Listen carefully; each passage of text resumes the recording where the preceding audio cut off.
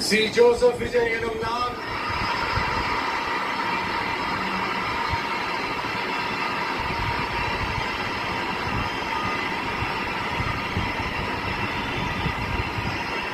சட்டப்படி அமைக்கப்பெற்ற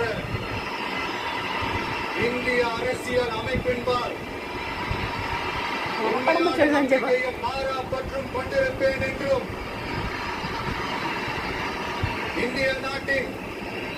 ஒப்பில்லாத முழு முதல் ஆட்சியையும் ஒருமையையும் நிலை நிறுத்துவேன் என்றும் தமிழ்நாட்டு அரசின் முதலமைச்சராக உண்மையாகவும் உளச்சான்றின்படியும் என் கடமைகளை நிறைவேற்றுவேன் என்றும் அரசியல் அமைப்பிற்கும் சட்டத்திற்கும் இணங்க அச்சமும் ஒருதலை சார்பும் இன்றி